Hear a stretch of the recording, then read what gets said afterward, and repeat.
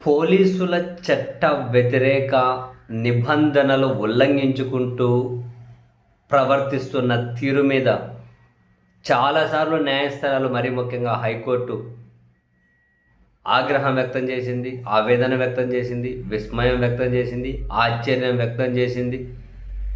ఇవన్నీ అయిపోయాయి.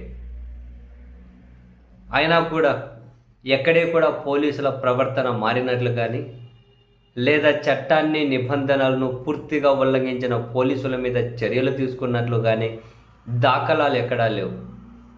అయితే ఇప్పుడు న్యాయస్థానాలు పోలీసుల చట్ట వ్యతిరేక కార్యకలాపాల నుండి ప్రజలను ఎంతవరకు కాపాడాయి అన్న కథ పక్కన పెడితే, ఇప్పుడు వాళ్ళ వ్యవస్థను ఇటువంటి వాళ్ళ నుంచి వాళ్ళే కాపాడుకోవాల్సిన అవసరమైతే కనిపిస్తూ ఉంది.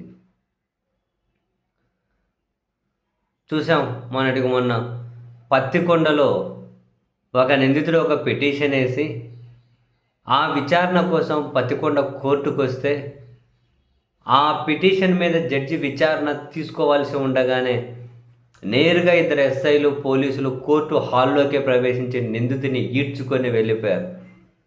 దీని మీద పత్తికొండ న్యాయవాదుల సంఘం, ఈ బార్ అసోసియేషన్ వీళ్ళు నిరసన వ్యక్తం చేశారు, రోడ్డెక్కారు, విధులను బహిష్కరించారు, పెద్ద ఎత్తున ప్రొటెస్టులు చేశారు.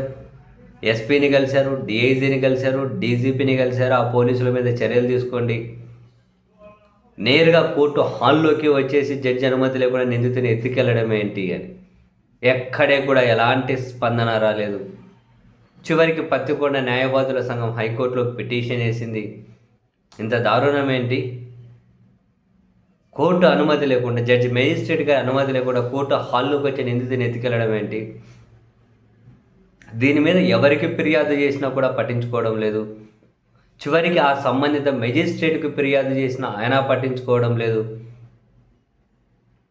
పోలీసుల ప్రవర్తన చాలా గర్హనీయం. సో ఈ మొత్తం ఎపిసోడ్ మీద ఒక స్వతంత్ర విచారణ జరిపించండి, సంబంధిత పోలీసుల మీద ఖచ్చితంగా చర్యలు తీసుకోవాలి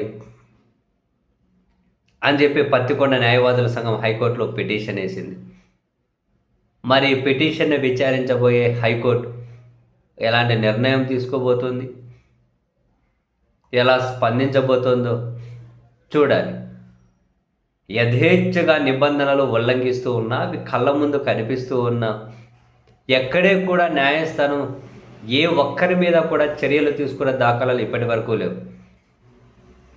ఆగ్రహం, ఆవేదన, ఆశ్చర్యం, విస్మయం ఇవన్నీ వ్యక్తం చేసుకుంటూ వస్తున్నారు అంతే. ఇప్పుడు చివరికి కోర్టు హాల్లోనే జ్వరబడి ఒక నిందితుని ఎత్తుకొని వెళ్ళారు అన్నా కూడా చర్యలు తీసుకోలేకపోతే నెక్స్ట్ ఇంకా అడ్వాన్స్డ్ అయితే ఏమవుతుంది? జడ్జి విచారణ చేస్తుండగానే ఎత్తుకెళ్ళినా కూడా ఆశ్చర్యం లేదు అని చెప్పి ఒక న్యాయవాది ఈ పత్తికొండ ఎపిసోడ్ను ఉదాహరించుకుంటూ ఒక డిబేట్లో మాట్లాడుతూ ఉన్నారు. ఏమో అటువంటి పరిస్థితులు కూడా వస్తాయేమో, ఎవరికి తెలుసు.